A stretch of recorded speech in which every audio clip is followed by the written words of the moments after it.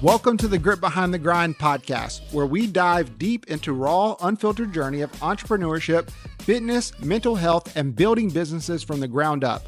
I'm Eric Rowell, co-founder of Grit and Grind Coffee, real estate developer, fitness enthusiast, dad, and husband. And I'm Destiny Rowell, co-founder of Grit and Grind Coffee, creative, brand strategist, and above all, mom and wife, bringing you real talk on what it takes to thrive as a business owner, especially when you're doing it alongside your partner. Here, we don't just focus on the wins. We dig deep into the struggles, the sacrifices, and the daily grind that it takes to make it all possible. So tune in, subscribe, and get ready to uncover the grit behind the grind.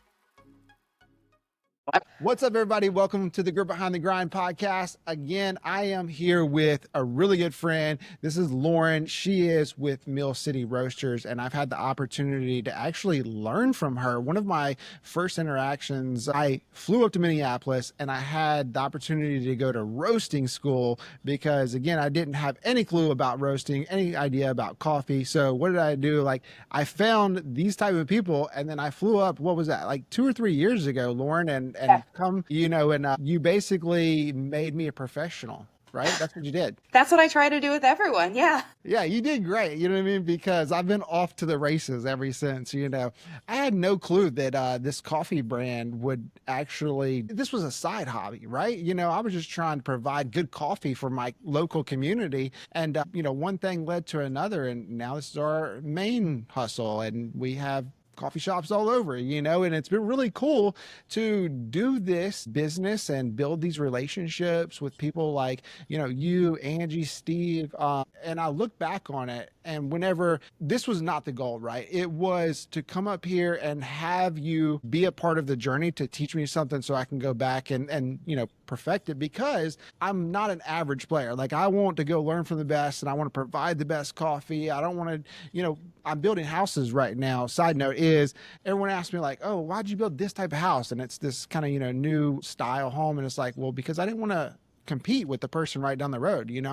I wanted to set myself apart. But yeah. Lauren, tell us a little bit about you. What do you do? What's your day-to-day? What are you into? For sure. So my role here at Mill City Roasters is Director of Education. That means that I oversee our training programs, the classes like the one that you attended 2 years ago, which is our Roasting 101 class. We teach that here every month. And we teach other classes as well. We have an Advanced Roasters workshop. We have a whole calendar of events that we do throughout the year. We see you guys all the time at Coffee Fest. We're the roasting education sponsor of Coffee Fest. So we teach seminars and workshops at all of those shows. I manage our private training calendar. I oversee our roasting program. And what that means is I'm more front facing and kind of customer account management.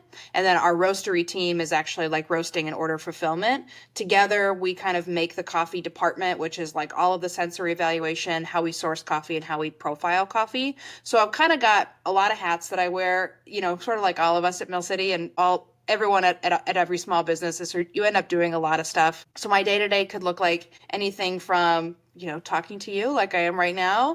About an hour ago, I was at the cupping table with Bryant, dialing in new profiles for a coffee that is coming onto our toll roasting menu this week. And then later today, I'll be working with a group that's coming in next week to profile some of their new coffees and just kind of setting up a calendar for them, some sort of a 3-day kind of intensive private training. But the class, I think where you started is such a good example of the types of relationships that we really love to see at Mill City, because you came in kind of thinking that you were going to, plug into the coffee world in this one specific way. And then in this roasting class, we give you so much information. We always say it's like drinking from a fire hose. And you were able to kind of boil that down and go, okay, I don't think I want to do that part. I want to do something else with this product. And that's a really common story for a lot of people who come to us thinking, I have a plan for, I think, how my business is going to work. And then we're able to give them so much information and so much context that it really helps them, I think, clarify what they want to do and how they're going to move forward to be successful in coffee. And so sometimes I kind of tell your story as a little bit of a success story in the way of well, it wasn't what you came here thinking that you would learn and thinking that you would eventually do, but it did, I think, really help inform you and figure out how you were going to move forward with the bigger plan. Yeah, absolutely. To kind of circle back to what you do, I think I need to poach you. I need one of you on my team, because you sound a lot like you said it. You hit the nail on the head. All small businesses, we're all wearing many hats. And yeah. That's really cool. Steve's lucky to have you. Thank you. But no, I think that's great, because what happened, you kind of said it, is basically what I realized, and why I've been so successful is because, like, I don't come in and try to learn everything. What I do is I partner with other professionals and let them stay in their lane. And then I go over here in my lane, right? If I would have come in and tried to build my own roastery team, my own operations team, my own sales team, all of these different things that would have took bandwidth, they would have taken time, taken capital, right? But we've been able to have so much success over a short amount of time is because all those things that I just now mentioned, I basically partnered, right? Yeah. And if I back up 5 years ago, I, started this little side business. It was like a home inspection business. And I had the opportunity to partner with somebody. And, throughout my life, I've always heard, like, never partner with nobody. Like, it's horrible. Like, do things on your own. And I've always had this scarcity mindset to where, hey, I can't partner with anybody. I got to go do it all on my own. That's kind of how I was raised. And what I've learned from the big players, right? Like, because I'll go read somebody's autobiography that took them 30 years to learn, and I read it in 8 hours. And all these major players, the Hermosis, the Bezos, the Musk, all these people, none of them done it on their own. So, like, I took that lesson and I'm like, okay, I need to go partner with the people who are doing it. And this is their bread and butter. And another thing is, like, I don't partner with mediocre people. I don't go partner with somebody who just started a roastery or that is just, figuring this out. Like, I go find the major players that's doing this on a very high level, because high level people need to be around other high level people. And I think that that's awesome. I'm so glad that we had the opportunity to meet. And now look at us, 2-3 years later, we're sitting here helping other people. I mean, like, I think that's all about a giver's heart. So Totally. And you're right. Like, the world of coffee roasting is so complex. Like, I've worked in coffee for 20 years. And what I love about it is you can be pretty surface level with it, and you can just drink coffee and you can know what you like and you can enjoy it. And that can be as deep as you go, and it can be great, and you still enjoy it as much as anybody else. But there's also a world of information about it, and you can dive in and you can go all the way to the bottom of that ocean, and you can still enjoy it the same amount. So it's like, it's one of those topics that however much you want to get into it, there is a space for you. And I'm down here at the bottom of the ocean, right? And so for me, learning about coffee roasting and learning about extraction and learning about sensory skills, I've made that my profession. But I think a lot of people have a misconception that one of those parts is very simple, right? Like, roasting, I just put it in the drum and get it dark, right? Okay, cool, I can do that. And then you come to class and you're like, man, so many profiles, a different recipe for every origin. Even within different origins, there's different sub-regions. Processing method matters, air speed, drum speed, airflow. There's all of these variables. Man, I'm really going to have to become a master of this, to know that I can do it well. And what you said too, jumping on board with another beginner roaster, someone who's just invested in the equipment, but maybe doesn't have the depth of experience, is very risky, because when you're carrying coffee that's roasted by someone else, your whole brand is someone else's product, and you're really you're attaching, your brand equity to that thing, and it's very dangerous. And there is so much to learn about it. And I think that it's a really smart move. The way what you ultimately decided to do was let us roast your coffee, let us take care of your coffee and help build your menu, and let you guys focus on the things that not only you're good at, but that you also really enjoy. I'm a roasting instructor. I teach people how to roast and start their own roasting companies, but I'm always very clear in class. I don't think I would like to be a professional roaster. With people, I like being front of house. I came up as a barista. And so for me, the job of roasting, that's back of house. That's very repetitive. It's head down. It's very focused. It's like math and numbers and consistency. And that's not the kind of work I want to do every day. Figuring out what the job actually looks like. And this is why I recommend people come to class. I'm like, if you're going to go all in on a machine or all in on a space, you better know that you like to do that work, because you're going to do that work for several hours every day. And, if you're a small business owner that's also doing retail, mobile shops, franchises, whatever it is, you better make sure you have the time to roast, because it's very, very time intensive. I was speaking to another client on the phone this morning, and this is another hard conversation that I have with people all the time. You said, you got to learn everything about the topic before you dive in to do it, because it's easy to underestimate it. But I talk to a lot of people who want to start direct importing their coffee. And this is a very common idea that people have when they're very, very new to coffee. They go, oh, I'm going to get into coffee, I'm going to get into roasting, and I'm going to bring in my own greens from origin. I'm going to go direct to the farmer. And that is like one of those, like, it's just a real can of worms. Like, you don't know how hard that job is until you try to do it. And so partnering with someone who's an expert, in that case, an importer, who already has the chains of supply, who already has the partnerships with the freight logistics, with the cargo vessels, with inspections, with customs, with all the hoops that you have to jump through, and at least like work with them for a year or 2 years before you try. I see people just biting off way more than they can chew in those early months of that like business plan.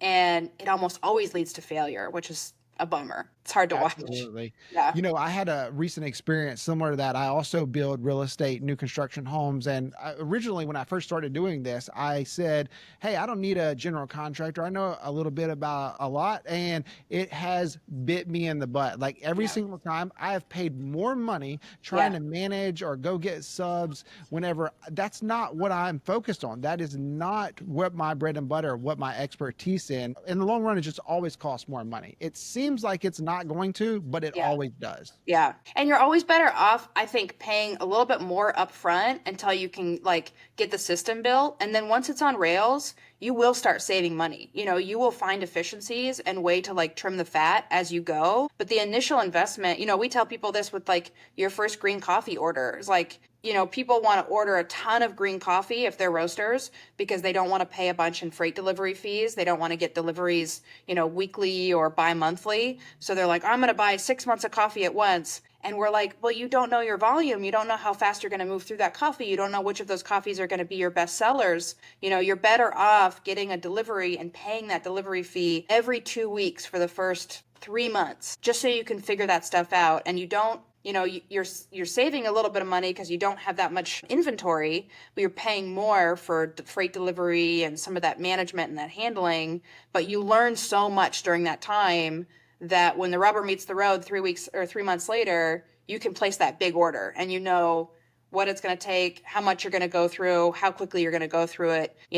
Making some of those larger investments up front to save money, longer down the road. I think that's another really hard lesson, especially like, our friends who are like bootstrappers and entrepreneurs who really are like doing this all themselves. They're scrappy. Like you have to be, and they're always looking for ways that they can cut costs. And like, the reality is there are some places where it does make sense, like you said, to spend more money in the long run. Yeah, absolutely. That's exactly why you all over there are my partners, because I leverage all of the knowledge that you just said, right? It's now my knowledge, you know what I mean, by partnering with you. And it's been a really beautiful relationship. And one of the things that I really remember is whenever I first started doing the coffee business, before I came and met you all, I was using a local roaster, and this local roaster, he would roast me, 10 pounds a week or whatever. We was in our little mobile trailer. However, I would call him up, on Monday and say, hey, I need to come get some coffee on Tuesday or whatever. And then I have plans to go pick up my coffee on Tuesday, and he calls and cancels, right? He's like, oh, I'm busy, or I'm doing this, or I didn't get to roast last night, or it's not available. And now I'm looking at my customers and I'm like, oh, I'm out of coffee, right? You can't run a business like that. Yeah. So for me, whenever I made this partnership, one of the big things for me that we haven't talked about yet is the streamlining that process about receiving your goods, the logistical side. And for me, that was huge, because I knew that eventually I want to scale. But even if I didn't want to scale, like the customer's experience and them making sure that they have the product. When I say that I'm going to do something, I'm going to do it. I say I'm going to open on Monday. Well, now I got to rely on this unreliable person. So for me, this partnership met that criteria. It allowed me, and so many small businesses, they overlook that piece. Yeah. Well, and you're totally right. And like, this is, I think, a good a good example of all of this is like talking about how we work together to select the menu, the coffees that you would carry, right? Because, leveraging your roasters inventory and their ability to contract coffees so that we are going to have a really consistent offering for the foreseeable future, so that your customer's experience is super consistent. They're like, oh, I'm going to go to Grit and Grind. They're a couple blocks away. I love them. I get this thing on the menu. It's the best. You need to make sure that when they show up, that thing is on the menu. Steve always says, you can't run a coffee shop and one day just tell all your customers that you're only serving tea. That's not going to work. Like, the coffee has to be there, And so when we first started working, talking about roasting for you, I was making recommendations based on our toll roasting menu. And I started with our, two of our best blends, are one of our darker espresso blends and our cold brew blend. And the way that we approach blending is, this is how a lot of roasters do it, but we try to source greens that, because coffee is a seasonal fruit, right? It's some countries are in harvest while other countries are out of harvest. And so you can't always get the same type of coffee all year round. And so we build blends to sort of work with or overcome the sort of logistical issues that are caused by seasonality. And so blends are a way that you can buy different types of coffee throughout the year and build a flavor profile that's the same all year. And so, your kind of flagship coffees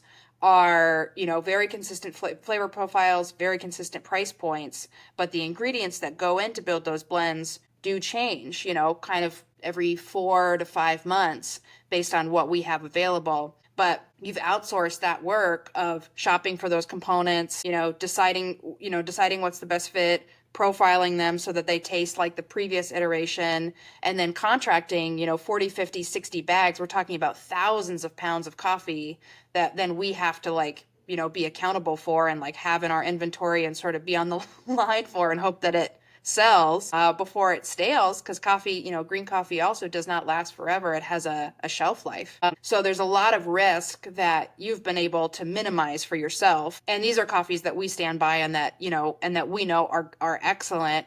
But it's also been a benefit to us, like having a great partner like you, because when we know that we've got, however many locations that are going to be ordering that blend, we can go way deeper on those greens when we go to purchase, which again, saves costs and helps us streamline our sourcing program, because we're like, well, this is a coffee for Grit and Grind. So it's going to go, we're going to do volume of it. And so we can get a bunch more of it. So it really benefits both sides. Absolutely. It's a perfect, point that, hey, I am hiring people like yourselves in Mill City that I'm delegating all of those things to, right? Yeah. And when you're running a business, I can go and spend that time and energy to figure all these things out myself, but it's going to take away my bandwidth to something else. And that something else is actually providing that customer experience. And now it's being a leader in my organization. So all of my other owners provide that same customer experience, and everybody has more of a peace of mind because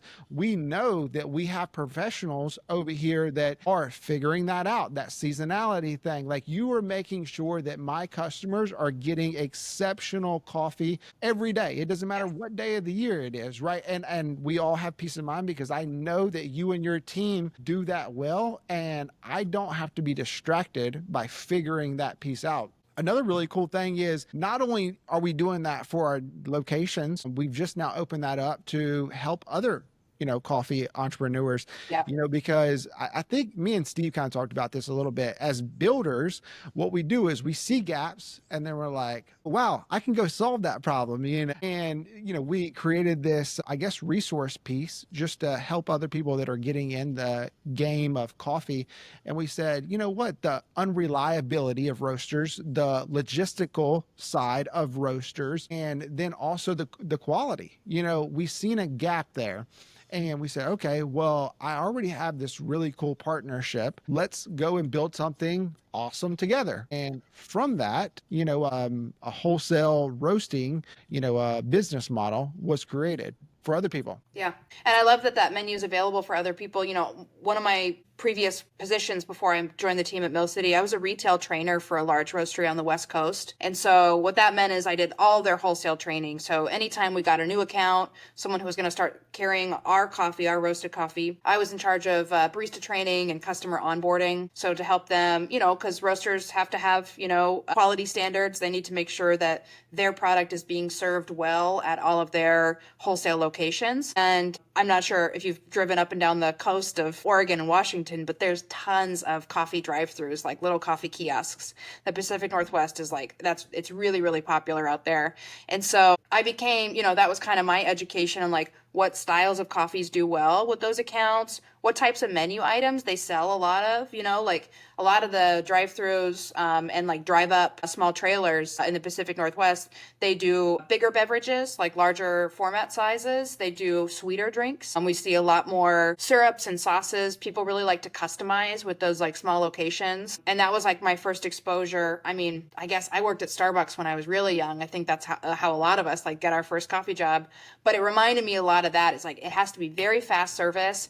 The product has to be incredibly consistent, and customers want to customize. Like they want to be able to make flavor combinations. They want seasonal beverages. And so the coffees that we selected for the grit and grind menu, the espresso blend specifically, is really built to work really well with those menu items. It's built to complement, latte sizes that are 12, 16, maybe even 20 ounces to go really well with like sweeter syrups and sauces, and like to still be able to cut through those like sweet flavors and those additives and still taste very coffee forward, and, and be consistent and be easy to dial in, because a lot of times baristas in these locations, they're getting to work, they might be working by themselves or maybe only with one other person. They need to be able to get their shots dialed in while the rest of the cart is also being set up. They have very like little time to get everything ready for an event or just to like open for the day. So those things kind of were all in the back of my mind when we were talking about coffees that would work really well for you, is my experience with very similar locations. And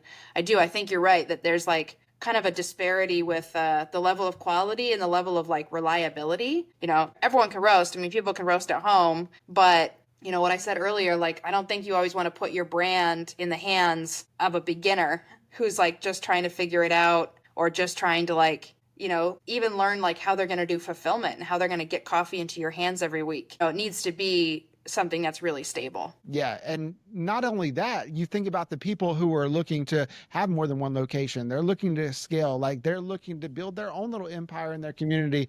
When you think about things like that, it's like, okay, well, what systems do I have in place? How do I get to that goal? And having a reliable roaster, 1000% is part of that. It's a key component. Yeah. Well, I mean, everyone, people like to talk trash on Starbucks because we don't consider them to be necessarily like tastemakers in the specialty industry anymore. But we at Mill City will say a lot of great things about them. I mean, they built, a very enviable system that scaled to like enormous proportions. And they also taught all of your customers and all of my previous customers what the word latte even meant. Like they taught people to treat their coffee routine like a treasured ritual and something that was worth spending a little bit more money on. The other thing that they've been able to do incredibly well is build an expectation for quality and consistency worldwide that is like logistically impossible. But it's true that like I can go into a Starbucks here in Minneapolis and get a 12-ounce vanilla latte, and I can get the same 12-ounce vanilla latte in Houston or Brooklyn or in London or Japan, and it will taste the same. And that is really, really difficult to do. And so No doubt. the QC on the roasting side, and then the retail training. So like people know how to steam milk and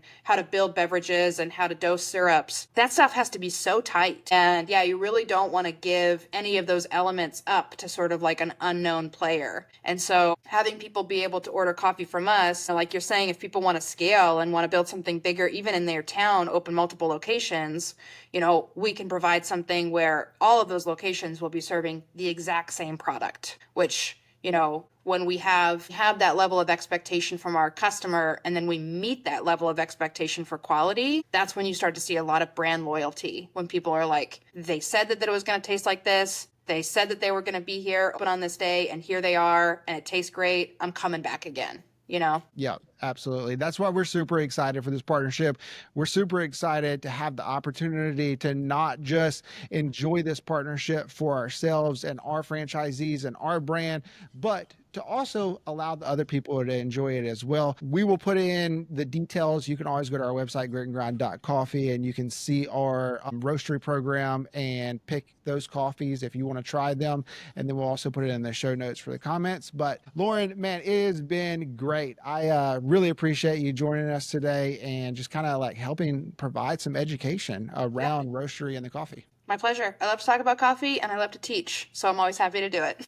Yeah. Well, we'll see you in Portland at the next Coffee Fest. Yeah. Again, thank you. Cool. Appreciate it. Yeah, take care. All right.